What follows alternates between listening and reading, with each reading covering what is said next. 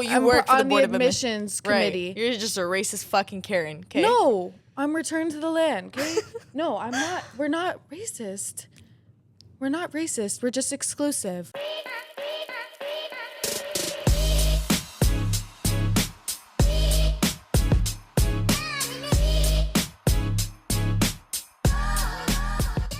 This actually might be like a very pivotal conversation in the trajectory of the economic and political state of the world. So yeah, some people might get really upset with us and feel extremely is prejudiced a word?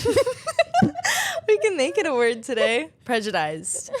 If you're feeling a way that you don't really know how to describe it, you're probably feeling prejudiced. If you feel abruptly offended by any of our remarks on this podcast, what do we have to say? I have no advice. You're in the wrong place, babe. Yeah, honestly, because you just need to learn that whatever the fuck we say is probably either like, I don't know, either first of all under the influence of marijuana or okay, like fuck.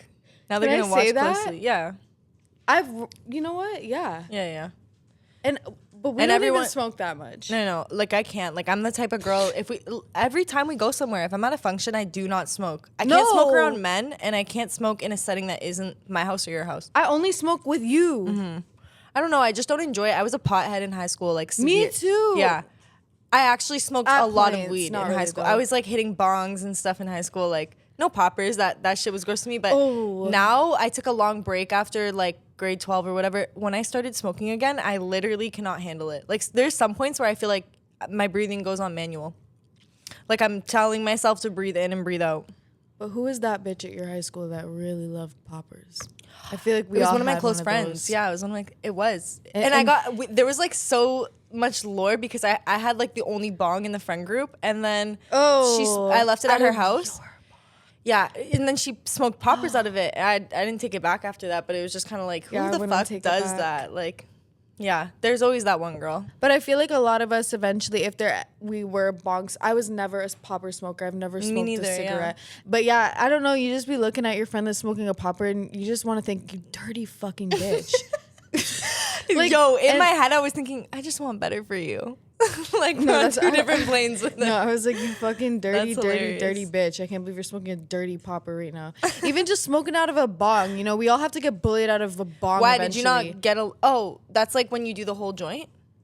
What do you mean? What do you mean a bullet from a bong? No. Like, we get bullied out of smoking bong. Oh. Which, thank God. Thank God. I can't lie. Thank God. You look like you smoke bong. Why? Because I'm emo? Yeah. You're being fucking racist now? Towards emos? Sure. Is that a nationality? By the way, can we get into that? I feel like today I'm myself. I want to kill That's literally what she's giving. That's how we started. Who is that? Just stare at the camera, you emo whore. Oh, yeah. Okay, wait. Let me hit it. Guys, look. No, I can't do it. She did it. They got a second out of it. It's good. I just feel like this is the element that I always want to be in. I'm like in my Ed Hardy, like Black Rose, Black Lip Liner Young era. blood. Oh my God. I think I get the hype. I fully get the hype. I didn't really know who he was until Ozzy Osbourne passed away. When you say you're attracted to him, you're not sexually attracted to him? No, he's kind of like scary, but not in like a fun way. It's kind of like, you're not okay. No, that's what I'm saying. Which I think I do like, but I don't think like, I think with him, it's literally just like the aura. Because he's like, so that's he's not like, your type then. No, but no. But because growing up, the obsession with Harry Styles was real. So I'm like, it's literally Harry Styles, but with my emo edge. What more can I want? But did you like him in a way where it was like, I could be in a relationship with him, or you just liked him? I don't ever think of any celebrity crush or any crush I have and think, could I be with him? Like, the way that you're like, oh, I'm the woman for Theo Von? Like, when I think about he would love me. I think he would too, but when I think about my crushes, I don't think about them in a way of like, oh, I could be in a relationship with them. I'm just like, you're nice to look at. I just feel like if he really got to know me, like if he really gave me... I think he'd be concerned after a certain point. And I'd probably be concerned about him too. And you know what I am realizing now that I'm really diving into my, comics, is that they really all do have some sort of mental health issue. Who are your top three? Pete? I don't really watch stand-up comedy, but I do like funny people. Like for the podcast, funny podcasts that I like listening to, Broski, or even just Brittany, funny, like men or like both? Like funny influencers. Yeah, Brittany Broski, for sure. Drewski. Yeah, but what do you mean? Like on his like could have been auditions and stuff? No, like his skits? Content. Yeah. Like the Vietnamese nail salon one. Was, that was too much. You know, that was too much. Speaking fake gibberish. Yeah. and people just allow him. Like, and then good for him for building a fan base like that. The white face. Oh yeah, that's funny. That was good too. Yeah. What about Funny Marco? I don't really know. I've seen him on podcasts before. Because he was on Bad Friends. Yeah, he has an episode with Bad Friends. We should watch it. I did watch it recently, actually, 2 days ago. But yeah, no, I think for Youngblood, it's just I just get it. How the fuck did we get there? I don't know. Okay. It tends to happen. So yeah, I'm in my emo fit, and we were wearing no. We were wearing the hats because he actually, on that note, he like chewed holes in both of these. Show them your hat. Yeah, it's cute. It's actually cuter that way. And then hers has a hole in the back, which is actually the front. And she's just wearing it backwards because we've had a day. Yeah, we did. Like, I'm at the point where I'm exhausted. I'm telling you, this is our second time. I'm exhausted. This is our fifth time telling this story today. Yeah, because I feel like when it happened, I called everybody and was like, Yeah, so. I called my mom to tell her. I was like, girly. Your mom's so funny. She's like, guys, that's crazy. Wait, do your impression. Of who? My mom. Oh my God, Santana. Yeah. Oh my God, really? So what are you guys going to do? Yeah. I love telling her stories. She's always here for it. But you were swearing and I'm like, huh? Like, I was really? Like, yeah, low-key, I was like, what did I say? You're just like, the fucking park attendant in the fucking parking lot. I'm like, oh, right. She's venting her mom. Oh, yeah, I did say some actually really bad words. I think my mom's just used to it at this point. Okay, we'll get into it. But anyway, it's the morning time, right? And right now, my building that I live in, they're doing maintenance in the parking garage, so no one can park in the parking garage right now. So they left us to our own fucking devices to figure out where to park for the next like week because the construction is going to be that long. Right. During this week, obviously, is when she's coming over to record, which is right now, which is today. Along with every other week. Which is actually yesterday night. Yeah. So. And we still have to go put fucking coins in the machine tonight. If I have to deal with this parking lot one more time, I'm going to lose it. Well, I think you're going to lose it then. Yeah. So last night she pulls up. I come get my car. We go to the parking lot together. This is a public parking lot, mind you. This is a public parking lot. Public parking lot, my dog. We pull up together and we like pay for parking. We pay for 3 days worth of parking, which is like what, $30, which would guarantee anyone with a fucking two brain cells to rub together would figure that that's 3 days of parking. We're good. We paid. Like, we parked the car. You are a bit of an idiot, though. Me? Yeah. Okay, my parking pass fell a little bit, but I was holding like 20 bags, and the wind from my bags is because I put my parking pass on the dash. You know what makes it funnier? She's advocating for herself in the morning about how like it was visible. I'm watching you from my bedroom window because I know that you're gonna have to deal with like smoke. So I'm watching from my bedroom window. But you saw where it was. I saw you looking for that fucking parking pass for like 5 minutes, but bitch. You saw where it was, right? Yeah, it did. It was like visible. On top of the steering wheel. It was visible. No. But for me, like, I'm like, it must have just like fallen on the ground. But no, it was visible on the steering wheel mount. Okay? And pay and display. It was displayed. Okay? It was the right side up and it was displayed. So I'm grabbing my ticket, which was on my steering wheel mount, and the parking pass that I paid for. And then the ticket is $100 for me. I paid. So I go up to the parking lot guy, the guy who's sitting in the booth in the parking lot, and I show him the ticket and I show him, hey, I paid. Can you dispute this for me? You work here in the booth that belongs to the parking lot. He looks at me, he goes, oh, wow, no, yeah, sorry, no, this was given by the nighttime patrol, or he's like, I can't do anything for you. I'm like, okay, well, there must be something I paid for the parking. You can't make me pay for this $100 ticket. And he points to me the number on the sign, and he just tells me, sorry, you got to call this number. And I was being so nice to him. I was not approaching him in any kind of bitch manner. I was approaching him on a very polite, note just saying, hey, what's going on? Specifically because she knows how much of a hard time I've had with them. So it's like, okay, like let me take a different approach and be nice and see how far that gets me, which I'm convinced that it gets you nowhere. Being nice off the jump gets you nowhere. Yeah. Well, and it wasn't even like I was being overly nice, but I was just being respectful. Yeah, yeah. I was being polite. You know, I wasn't speaking to him with any kind of attitude. And he points to the number and I'm like, okay, you know what? He's saying he can't do anything. I'm not going to argue with him. I just literally take the number and I'm on the phone. And then as I'm on hold, he feels the need to restart the confrontation between him and I, and he comes up to me, he goes, oh, do you work in this building? And he points at a building that's right beside the lot, and I say, no, I'm visiting my friend who lives in this building, but her parking garage is closed, so the building instructed everybody to park in this public parking lot that I've now paid for parking. And he looks at me, he goes, yeah, no, this is a private lot during the day, your car is going to get towed. If you stay here, your car, he said, if I stay there, my car is going to get towed. I went, you're really going to make me move my car right now? Did you ask him? I said that. I go, you're really going to make me move my car right now? He goes, yeah, your car's going to get towed. And I flipped the switch on him. That's when I flipped it. I was like, I started going off. Basically, I started going off. And there's like other people around, and I told him, I'm like, you bully my friend in this lot. Fuck you. Da, da, da. I was just getting really upset because I'm like, I was literally so nice to you when I came up to you, just telling you, hey, I got ticketed. Like when I paid and you're telling me to call this number and I walk away from you. I literally left. And you felt the need to come up to me and tell me my car's going to get towed. So I pay for 3 days parking in this lot. I get a $100 ticket and my car's going to get towed. So then I call Kat. I call her down. And she comes down on smoke. Yeah, the big guns come down because I'm at a point where I'm 2 years in with these guys. Yeah. It's been going on for a while. For me, it all started when I was walking my puppy through their parking lot. At the time, I just had one. And she literally, like, projectile shit everywhere, like, liquid everywhere. And just one of them days. Yeah, I don't know what they're on right now, actually. But anyway, so I was walking through the parking lot. She projectile shits all over the ground. What do you want me to walk around with a fucking hose? Like, I don't know.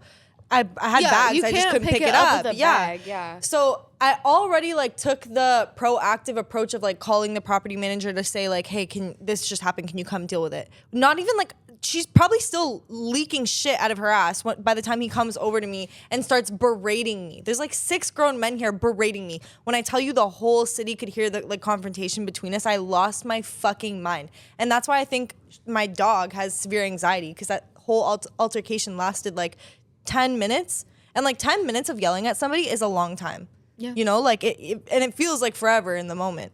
So anyway, since that day, we've literally beefed. I'll walk my dogs and it's a problem, and they're looking at me and they're talking about me, and every time they see me, they've never heard me interact with like another human in a fucking normal tone. Like, it is always smoke when I see them. And rightfully so. It's weird to just stare at people. It's so weird. Y'all are grown men staring at this young woman. It's weird. And so anyway. Over what? Because her puppy had diarrhea?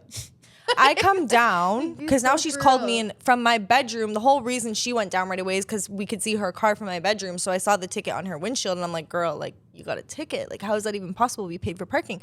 So now I'm thinking, okay, do I have a ticket? Like, is this just a fucking dictatorship of the parking lot that it doesn't matter? Like, we have no rights. So I go down, and I didn't get a ticket, but I got a sticker on my car. Yeah, but I didn't get a sticker. The sticker is stuck to my window, and it says, like, if not moved by the end of the day, car will be towed away.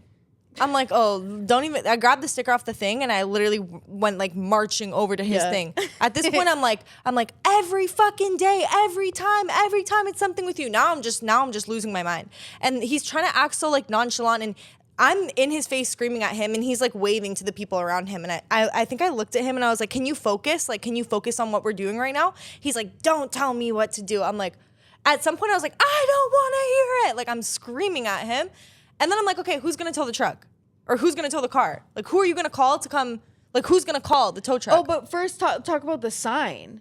The fucking he's like, it's on the sign. He's going on saying like, this is a private parking lot. It says on the sign, and we're like, how can it be a private parking lot? Why would the parking meter let us pay for 3 days in a row if it's a private and we're not allowed to park here? So I'm like, why please does it say come public around parking and show us exactly where it says that it's a private parking lot. Because he's like, oh, in the morning after 7 a.m. it's a private parking lot. And it says it on the sign. With confidence. Where? Show us. With confidence, he steps out of like the parking attendant booth and comes around. The man's reading the sign, skimming and scamming the sign. Nowhere on that sign did it say a single word about private fucking parking lot. What does it say? Precise parking, public 24-hour parking lot. 24-hour lot. And I'm literally pointing out to him, I'm like, look, it says here's the rate from 5 a.m. to 5 p.m. Here's the rate from 5 p.m. to 5 a.m. And here's the daily max rate. Yeah. It literally gives you what the prices for all the times because you are allowed to park there, which is why the parking meter let us pay for 3 days of parking. And now I'm ticketed and you're saying we're both going to get towed? So now I'm like, where's your manager? Who's your boss? Who do you work for? Because I don't even work for the parking. Then why? So you just sit in the booth of the parking lot all day, every single day for fun? And yeah, girl, yeah, they do. They literally. So you don't even get paid to do this? In the course of the 2 years that I've lived here, sometimes I literally just watch them because it's smoke. I keep keeping an eye on my enemy, if you will. When literally, they will sit there and just wait for problems to come. They'll run from across the fucking parking lot just to stop somebody from driving into the little like entryway. It's I don't know. Anyway, so we started the day off with that. Call the number. Please leave the whole number situation out, except for the fact that when somebody puts you on the phone for customer service, like to dispute something that's wrong, whether it's like an account or a bill or a parking ticket, trust me when I say they don't give a fuck. And you've all been there before. You all know what it's like. What did we ask her for? Can you transfer us? Can we have the extension? She gives us the extension. We dial the extension. The line's dead. It's not even a real extension. So we're like, and it wasn't. The phone was clear. We could hear what she was saying very clearly. Like, she gave us an extension 740 didn't work. So we come back upstairs, and then to take the edge off, we went to Winners. Oh, it was a lot. But anyways, yeah, we just got. I feel like I got pulled out of character. She feels like she got pulled into character. And actually, that's a perfect way of describing it. Because I explain to you all the time that, like, kind of like I said, I just don't hold out for people. Like, someone really important to me once told me that if you leave room for neutrality in your tone, then you're leaving room for interpretation in what you mean. The more you speak with, like, clarity and just full certainty in your tone, the more people are gonna know, like, oh, she means what she says, you know? And I understand that. And customer service, give it. It's easier for them too. Like, don't take it personal. If you take it personally, you need to work on yourself. But I just feel like deep down in my soul, I'm really not a confrontational person. Like, if I can, it doesn't. But that's the thing is, like, women get pitted to make it seem like it is a confrontational thing, and it's not. It's just a clarity thing. But I don't even like how it makes me feel when I'm on the brink of conflict with somebody. I actually really don't. Like I tell you, anytime I get into a situation, that angry feeling, my whole body just starts, the shakes, the cry, the angry cry. Yeah, literally. Whenever I get upset, my body just starts viscerally shaking. I get so upset that my whole body, I'm like, no, I just let it out. But then you run the risk of like making decisions that probably aren't so favorable. Exactly. Because in that moment, I'd regret nothing. And this war continues. Yeah. We actually are declaring war on the parking lot downstairs. I know this isn't the end. That's the thing. We're gonna tow his car. Yeah, literally. We texted the tow truck drivers that we know, and we're like, send 10 of your finest men. And that was another crazy thing. Him saying, oh, your car's going to get towed. And then when we pointed out on the sign how it doesn't say anywhere that we can't park there. And we're like, so how's our car going to get towed?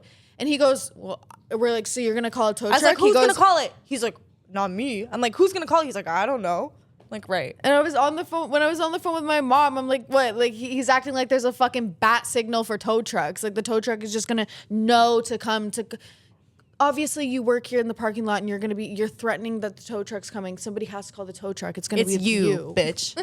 Anyway, this girl texted me with the most fucked up, well, controversially fucked up, because I thought it was fucked up, but apparently our sample size is large enough, but everyone we asked said it's not fucked up. She just texted me with the weirdest line this week, and so I did my research on it, but she hasn't told me anything about it, so go ahead.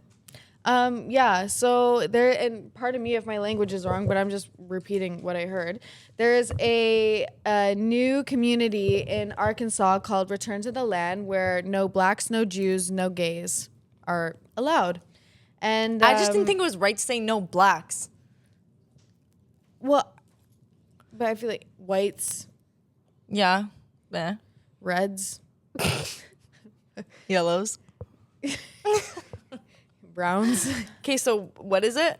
So insert video. No blacks, no Jews, no gays. High up in the Ozark Hills in the state of Arkansas, dozens of people have been working hard, building houses and a new type of community. It's called Return to the Land, and it is a town open to white people only. They are millennials and Gen Z, and this is a new update of age-old prejudice. What we've done here is establish a place where we have control over who our neighbors are, and that is just for the sake of preserving, our culture. And that culture, effectively, we're saying this is a white culture, a whites-only place.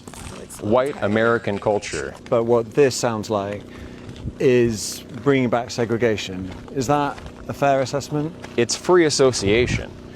So we're not trying to keep other people down.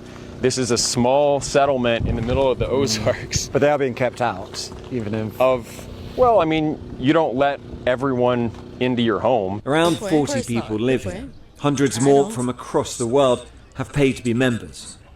And while the men do the physical labour, the women take care of the children who live here full time. It could be a very loving community if you're part of the community, but if you're black, if you're Jewish, or if you're gay, you can't be part of that community. They can have their own communities, and they already do. You might be wondering how any of this can be legal.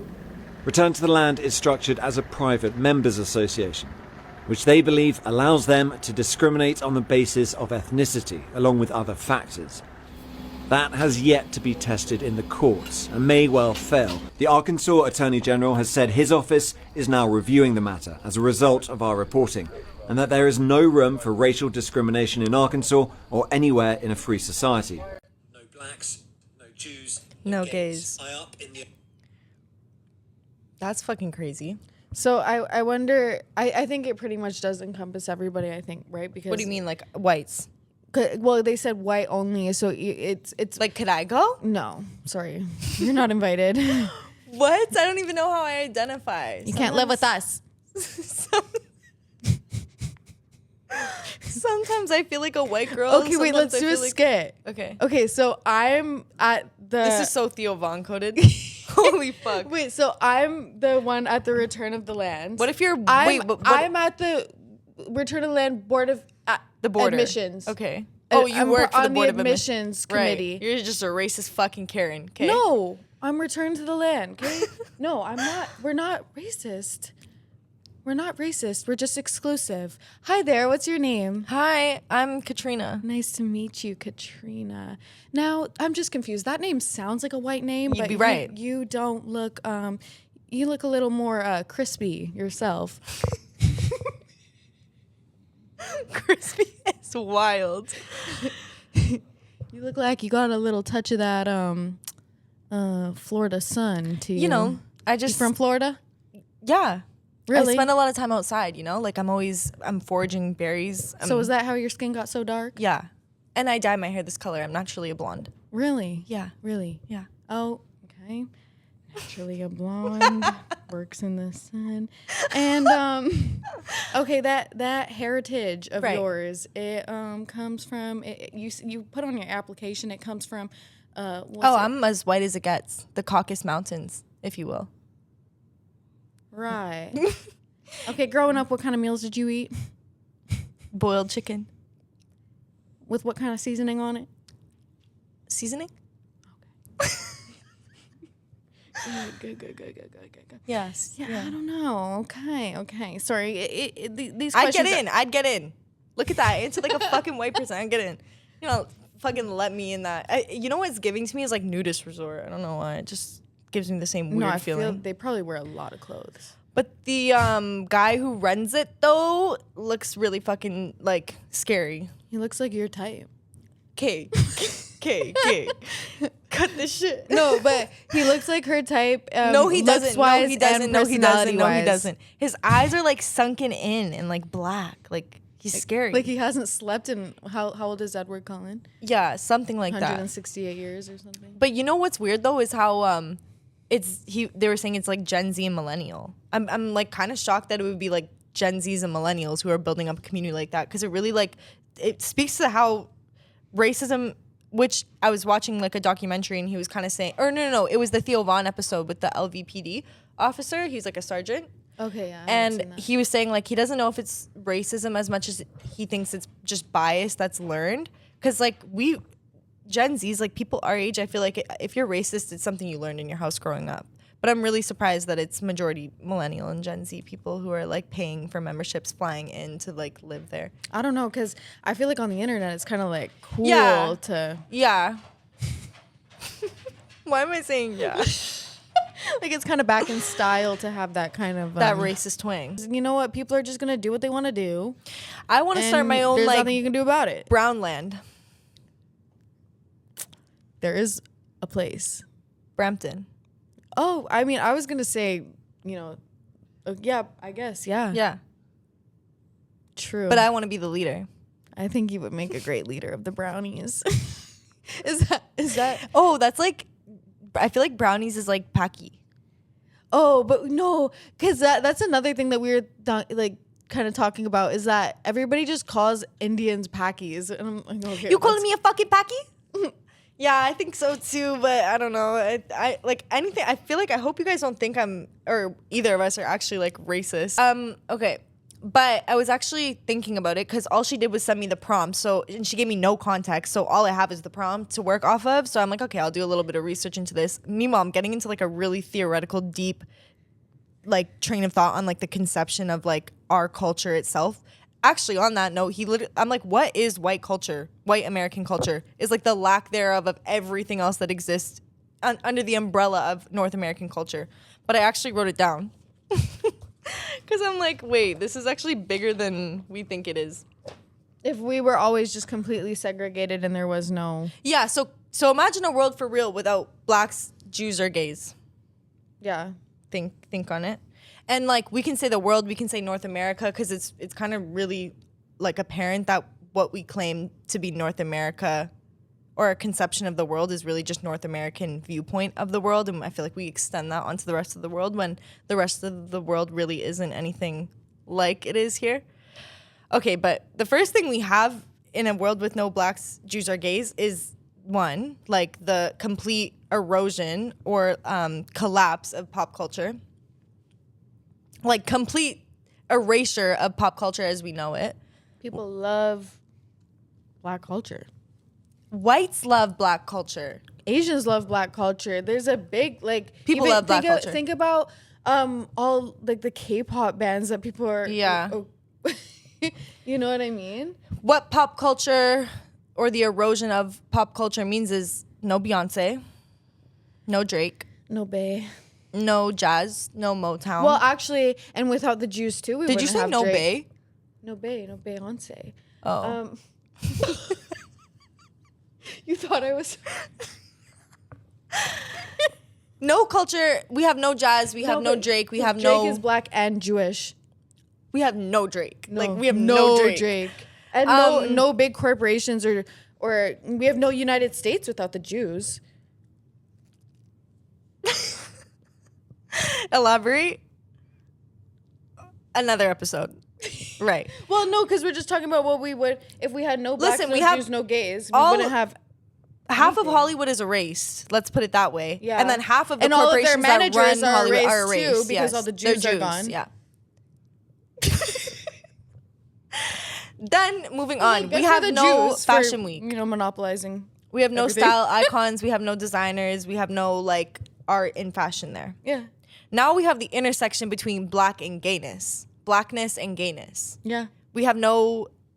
I don't even know too much about that, but I know I feel like black queer creators have to do with a lot of like what is relevant today in terms of fashion and art. RuPaul's Drag Race. Drag in itself, comedy, a lot of things like that.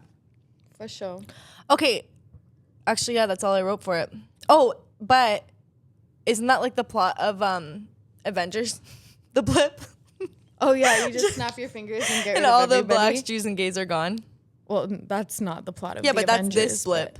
Our theoretical blip. Yeah. Yeah. So in other words, we're just trying to say that we need those three groups of people in order to move forward in society. Oh, for sure. Yeah. We would also have no light bulb. We would have no sharpener. We'd have no pencil, no traffic signals. Then there would really be problems on the road. I mean, there already are. Fucking Uber Eats drivers on fucking motorized cycles. Oh yeah, and you live in Toronto. Like, it's very different in Toronto with Uber Eats delivery drivers out there. Yeah. But she does have road racism. It's and it probably stems road from there. Rage. Right. Yeah. It probably stems from there, though. Road racism is that's crazy. No, I've gotten mad at people of all ethnicities on bikes, honestly. I'm not afraid to admit it. I definitely have road racism. I think you're lying to yourself if you say you don't. No, I've gotten mad at, I can tell you, I don't think I've ever gotten mad at an Asian man on a bike.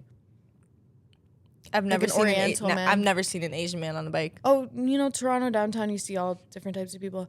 I don't think I've ever gotten mad at a Spanish person on a bike, like a Latino. But I think every other race, I think I've gotten mad at on a bike. But including white people. I've gotten mad at white. Actually, I think I got the other day, right? What happened the other day? There was a girl and she was like, "I know, I'm sorry." She honked at you when there was a person trying to cross the street or something. No, they didn't. How would she honk at me on a bike? I don't know. I just remember you were like going through it. Oh no. That was somebody else. That wasn't on a bike. That was a white lady. But then that's just women in general. Yeah, literally. It's just women. That now we're just like, it's not about the fact that it was about the fact she's a woman behind the wheel. Listen, that's actually very interesting because what I'll say is I know I'm a sick driver, but I also know that I smoke curbs, I hit walls, I back into posts. It exists. Being a woman is just correlated to that. I don't want to be behind the wheel at all.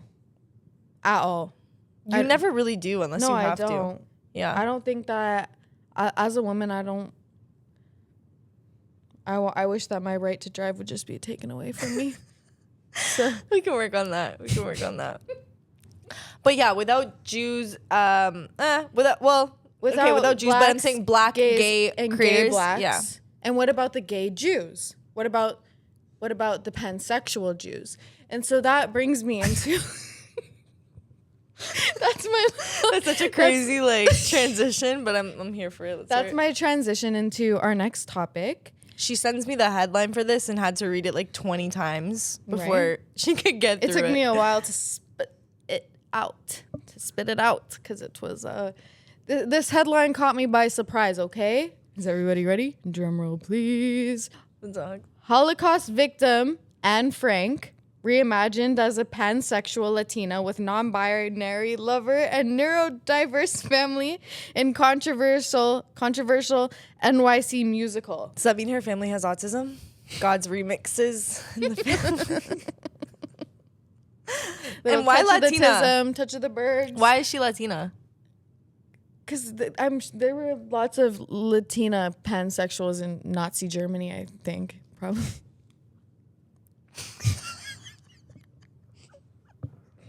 Yeah, no, yeah. A lot of them were around those days. Duh. I don't know why. But I actually went to the Anne Frank house. You did? I actually did. I went to the Anne Frank house in Amsterdam in the Netherlands, and when I was there, all I could think about was, "Wow, The Fault in Our Stars was filmed here." Holy fuck! Shailene Woodley climbed up those staircases with an oxygen tank. Wait, it was really filmed at that? Yeah, they really went there. And it looked exactly like the movie. That's very you-coded to go to the Anne Frank house and think of The Fault in Our Stars before you think of Holocaust victim Anne Frank. Anne Frank is... I accidentally called her a survivor of the Holocaust earlier. And I felt... I said, oh my God. R.I.P. Anne Frank for real. And her whole diary got published publicly for the world to see. Imagine your diary got published publicly for the world to see. That would eat. It would eat. Don't look at me like that. It would literally eat. It's a bestseller. It's deep. It's like tumultuous. It's invigorating. Would you go to jail? My high school diary, yeah. You little criminal. Get into the point of this musical. After. Oh yeah. Like, girl. Fucking Anne Frank, pansexual. Okay, let me read the premises. I took some screenshots of the article. A new satirical musical in New York City titled Slam I thought Frank. it would be satire.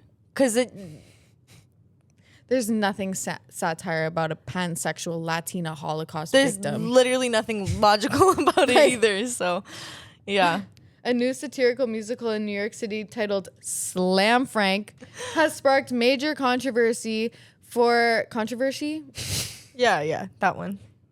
Has sparked major controversy for reimagining Holocaust victim Anne Frank as a pansexual Latina hiding from the Nazis with her neurodiverse family and a non-binary love interest. What is pansexual? Pansexual, I think that just means that you are attracted to everything. But then what's bisexual? No, okay. Pansexual, I think, is when you're attracted to anything based on its personality. And because you're right, it's everything, but that is just bisexual. Pansexual is when it's personality driven. So then, is everybody pansexual if you're attracted to a personality? So if you're... We can get into the existentialism of it if you want. But then non-binary love interest, and non-binary means like... It's neither here nor there. For what? What's neither here or there? Their gender. They're gender fluid. And my favorite line ever? Don't get your gender fluid on me. Yeah, no. The whole thing is weird. It's at the point where I can't even like conceptualize it in my brain because I don't understand what pansexual is. I don't understand why she's Latina. I don't understand the whole like neurodivergent, whatever the fuck situation. And you know what? Your lack of knowledge on the information is exactly why this topic is so important to talk about, and so important that we need to, make sure that people know about it when we're talking about the Holocaust. And the fucking genocide of 6 million Jews. We need to also make sure that people are educated on pansexuality. Yeah, because I think, isn't that like what it was under fire for? The fact that it's like controversial in the sense that people find it offensive because it's like, if you're trying to get your point across, you're not doing a great job. Get it across somewhere else. Let's not talk about the fucking yeah. Because satire works and then it really doesn't. And this is one of those like it really doesn't. It's such a serious fucking topic that you're just trying to push an agenda through. Yeah. Not even on no homophobic note or anything like that. It's just. Well, should I keep reading the article? Yeah. Let me hear it. And it's created by a Jewish composer. So I don't know. Created by Jewish composer Andrew Fox, the show originated from a viral Instagram parody criticizing what he sees as performative wokeness in modern day storytelling. The musical uses a play within a play format following a fictional troupe trying to decolonize Anne Frank's story. What does that mean? What the fuck? We're still here, round 2. What the fuck does that mean? Is it because she's Latina? I don't understand what that means, decolonize Anne Frank's story. What is there to decolonize about a Jewish Holocaust victim? It's like they're trying to... You know what? But I think that now that I'm reading it, I think that the play is making fun of woke people. No, it must be, or else like something's actually wrong with society. Like it must be. Yeah. It obviously is if it's satire. But people are still upset by it. Because they're taking a point and stretching it. Like you don't need to, if that's how you're trying to get your point across, there's way better ways to do it than that. It says it features intentionally absurd scenes. Like it's meant to make you go, what? Yeah, but I think people were upset because it's like, why are we using somebody like Anne Frank? Like let that girl rest kind of thing, Well, here, this is what supporters, while critics call it deeply offensive and disrespectful to Holocaust victims, a petition started by Joe Rosenthal demands the production's cancellation, arguing it trivializes Anne Frank's story and risks spreading misinformation about the Holocaust. For sure. Yeah. Because... it's just crazy that we're at that day and age where like that's what we're doing, like to prove a point about like something political. Like we got to take it to that fucking extreme. No, yeah, for real. Fuck though. Slam Frank. Slam Frank. But you know, actually, we there's another intersection. So we talked about the black gays, we talked about the Jew gays, and now we can talk about the black Jews. You know the black Israelites? No, we can't. I'm like, this is a conversation for another day because I have a lot that I want to say about this that I don't know how to elaborate on. Actually, right now. yeah, you're right. Like fully. We need to do more research, but I find them just fascinating. Yeah, me too. I'm for sure. I'm actually right there with you. You're here and I'm right beside you. I really want to know about their cause, actually. Well, it's unfortunate we don't live in one of those cities where they're on the street corner that we could go talk to them. Do you think that they would take us? No. You're a Jezebel. What does that mean? I think it means whore. Really? Yeah. Ed Gein. That's where I'm seeing it. Ew. I know, I actually can't handle it. And like I really can handle like a gory show or like, you know, something along those lines. But this one I stopped watching it. I've watched all of the Monster series, but this one has actually been kind of intense for me. No, him and his eyelid.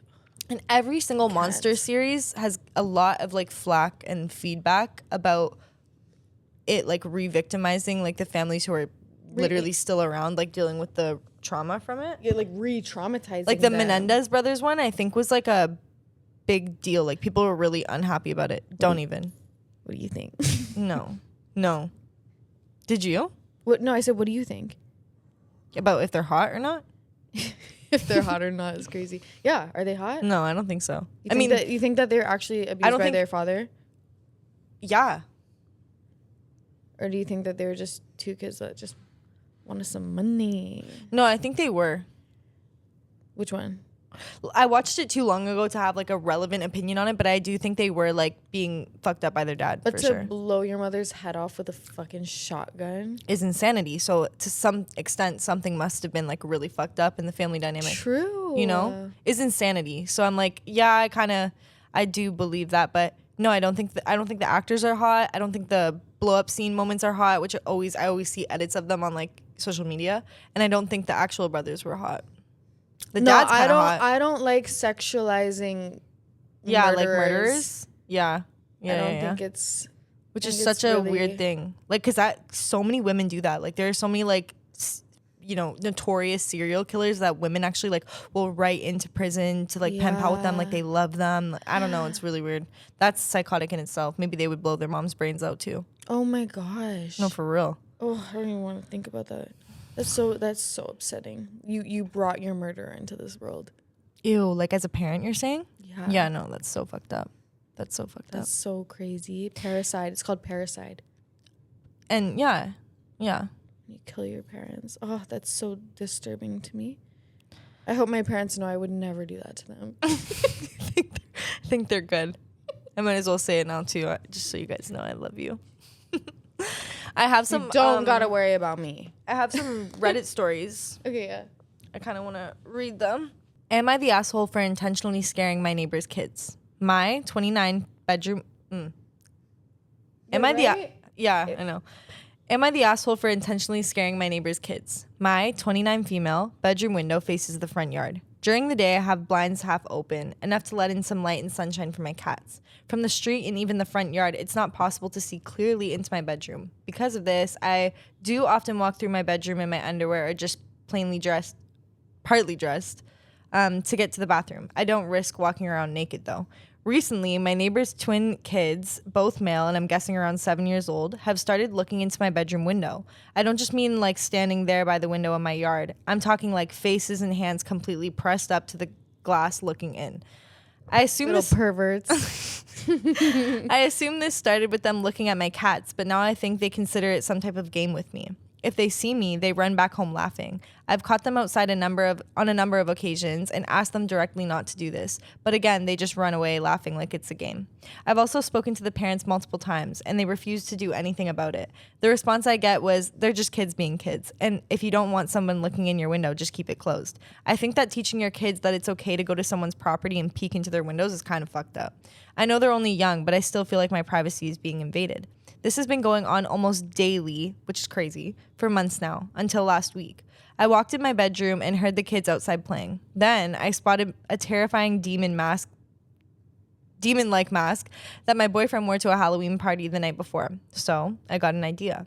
I stood next to my window wearing the mask for almost 20 minutes. Finally, I heard the footsteps approaching and waited until both of the kids had their noses pressed up against the window.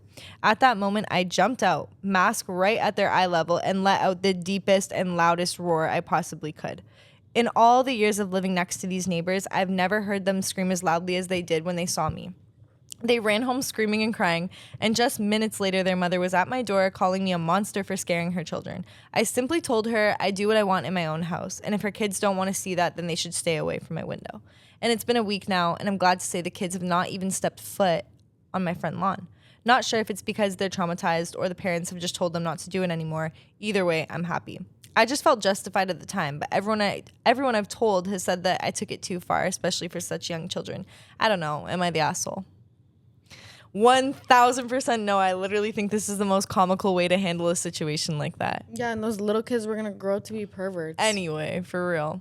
Yeah, I don't think you're the asshole. I think I would probably do the same thing. I mean, like, it's a 1 + 1 = 2 situation. If there's kids coming up to your window watching what you do in your house and you have a demon mask, I feel like anybody, even if it was one of those stupid horse masks from like Halloween 2016, I'd still do the same shit. Yeah. It's just comical. And think about what you can do in like the state of Florida if somebody even just steps foot on your property. Yeah, teach them the easy way before they learn the hard way. Seriously, because you could literally, in the state of Florida, it doesn't even matter what they did. You can just shoot as long as they're on your property, you can just kill them. What is it? Doesn't Theo Vaughn live in Florida for that? No, he lives in Tennessee and Nashville. But I forget what the actual like bill is called. It's like when you when you have the right to open carry and you can actually use it, like if you feel like any kind of I can't remember the word for it. I don't remember, but anyway, I don't think she's the asshole. I just think it's a really funny story. At first, I thought it was weird, like, why are you approaching the kids and telling them to stop? But then she said quickly that she went to go talk to the parents about it. So I'm like, okay, like, but also as parents, like, what? These are the kind of neighbors I would fucking hate to have, like, fucking hate. Like, Have you watched that documentary though called The Perfect Neighbor? Maybe. I know people watching this when they heard that story would probably, if they've seen it, would probably think about that because it's literally about like this young boy who.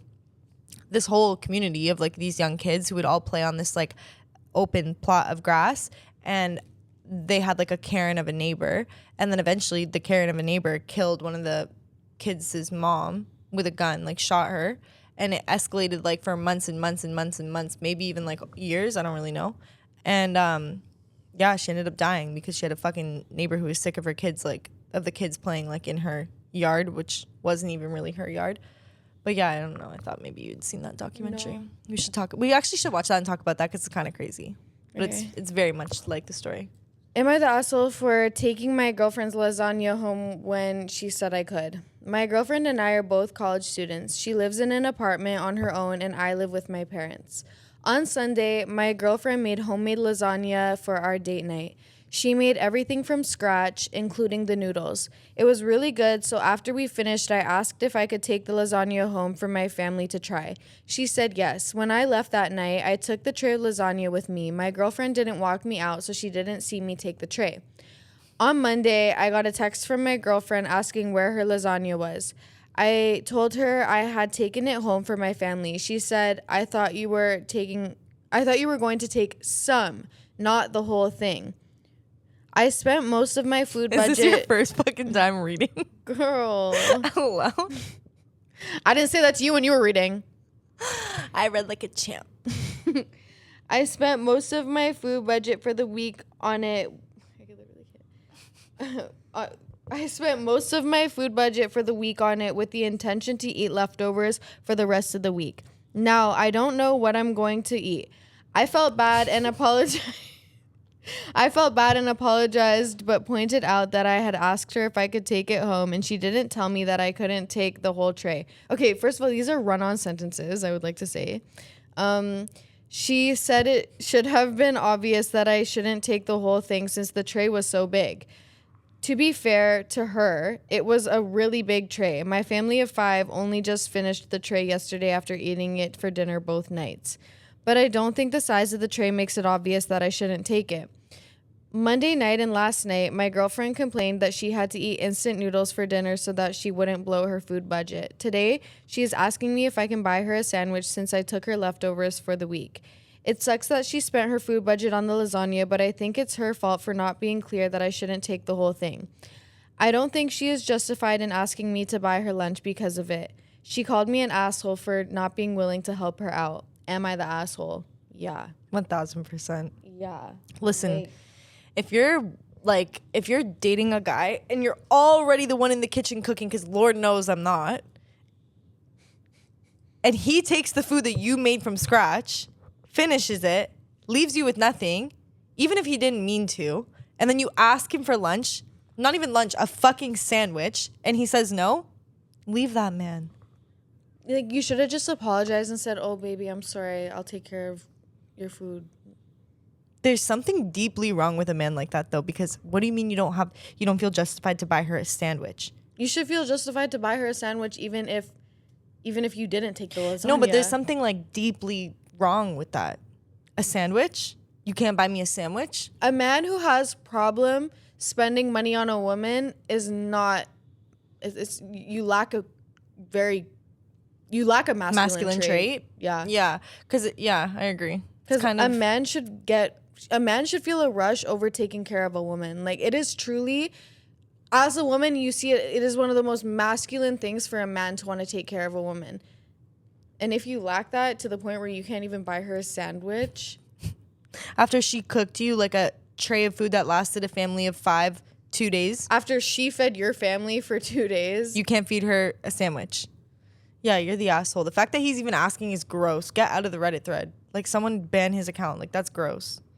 It's just so feminine. It's so feminine to want to take something from a woman. Lasagna. Man, give. Woman, receive. I would never even put myself in the position to cook for a family of 5. Even if I'm cooking for my man or something, it's literally going to be my plate and his plate. Yeah. I'm not even making leftovers. Like, it just wouldn't get to that point. I feel so bad for her. But at the same time, I look at these girls and I'm like, what are you doing? What do you need to come to your senses? Because I don't even have the energy for it, actually. Next. You're the asshole. Truly. Yeah, honestly. You did not pass the test.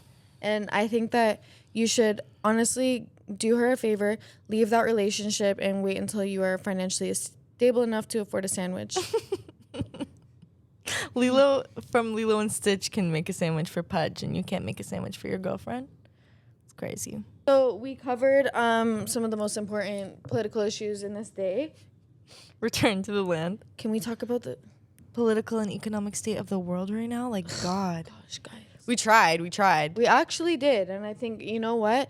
Take everything we say with a grain of salt. I don't want to hear it at all, like, because I genuinely don't give a shit. And if anything that we said is offensive, it didn't mean to sound offensive. So if you're offended by it, then this just isn't the place for you. Yeah, honestly. Because we're never actually meaning to make anybody feel any way with the things that we say. I think we advocated for Anne Frank. And for the blacks. And for the gays. And for the gays. And for the Jews, yeah. And for the gay Jews. And for the gay blacks. And for the black Jews. Yeah. You can't say shit. We got all the intersections covered. But I'm ready to go eat. I'm ready to wrap it up. I think we kind of I lost my energy because we've been sitting on this couch for a while. But that's okay. And this hat is way too tight on my head because today I found out that I have a big head. I put the hat on and I was like, girl, there's no way. This actually feels so tight on my head. And it has a hole in it. It's okay, it looks It's good. Actually giving me, the hole is loosening it up a little bit probably. You know, there's a hole right on my head top. You know what I mean? And it's still so tight. I just got a big brain. That's it. Okay, guys, thanks for tuning in. We'll see you on the next one. And hide your minge. Nina.